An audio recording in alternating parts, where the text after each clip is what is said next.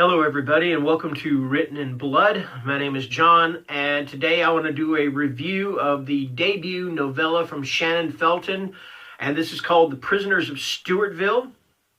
First of all, I'm going to read the first sentence of this book to you. All right, it's going to kind of set the tone, I guess you could say. People moved to Stewartville for three reasons, and three reasons only. They worked for the prisons, they had family in the prisons, or they were in prison. That pretty much sets the pace for this book. Okay, so the story revolves around these two guys, Casey and Denny. They're high school students growing up in Stewartville.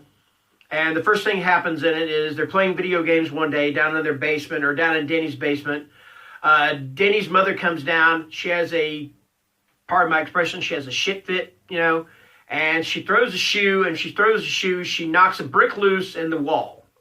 So being the curious kids that they are, they pull the brick out and find out that there is a big hole. In fact, there's a tunnel leading out from their wall and, out to where God knows where. All right. So Denny wants to investigate. Casey's like, nope, sorry, not going to do it. Not happening. I don't want to do this. So leading into that, okay, the first thing you discover about this is that Stewartville, or about the town of Stewartville, is that it's a prison town. It's a town that was built around the prison. All right, so you either know somebody that works for the prison or you know somebody that's in the prison. You can't, you're going to walk along the town through whatever, and you're going to find people that are either past it, they're either were inmates or ex-cons, or you're going to find people that work for the prison as guards or whatever. All right. So anyway, I'm kind of going around the world with this. I'm sorry about that. So anyway, after they find this tunnel and everything, some really strange things start to happen.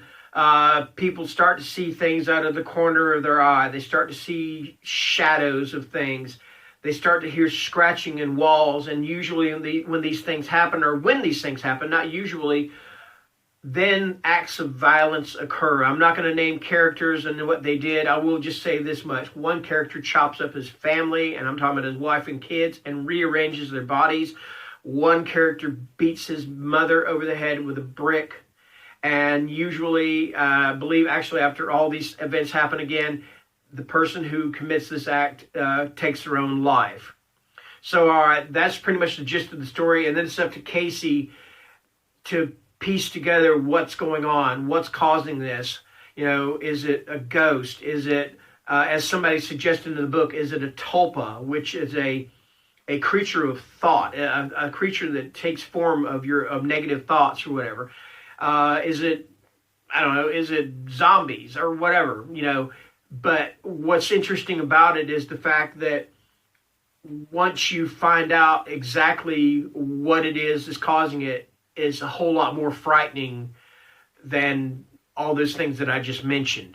Okay. All right. So now let me get on to the characters, because I want to talk about the most important character. Now, you would think that the most important character in this book is Casey, because he's the one that narrates the story. Then you would have your supporting characters of Denny, Casey's brother, Shane, Casey's grandmother, Nana. You would think those are all supporting characters, with Casey being the main character, and that's not the case. The most important character, the main character in this book, is the town itself. The way Shannon Felton writes about this town, you get that sense of oppression. You get that sense of being in a place that you are absolutely going nowhere. I'm reading this book. I got this feeling of being trapped. I got this feeling of claustrophobia, and I mean, it just was a sick feeling. And the thing about it is, though, is that that's a good thing, because if an author can make me feel that way with their writing, it reminds me of the movie Bone Tomahawk, which is a Western horror film about this posse or whatever, this group of people that go to try to find some people that have been taken from the town. And the landscape of that movie, the landscape is just, you can just almost feel the sense of dread as you watch this movie. And that is the way that I felt with the Prisoners of Stewartville. I literally felt like I was being just boxed in, like I was being trapped as I was reading this. And like I said, that's a good thing, because if an author can do that, then they've nailed it. They have nailed it 100%. And I know I've given a lot of books a 5-star rating, and I literally was looking for reasons not to give this book a 5-star rating. And I'm sitting there going, I can't do that.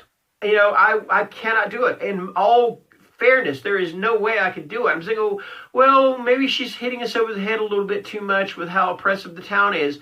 No, she's not. So I'm not taking away a 0.5 star for that. I'm giving this book a 5-star rating, period. And it deserves it. So this is an advanced reader copy I was sent by Silver Shamrock Publishing. I want to thank Ken for sending it to me. The book is coming out February 25th of 2020, of course, and I absolutely highly recommend it. So yes, that is my review of The Prisoners of Stewartville. I thank you for watching, and have a great day. Bye-bye.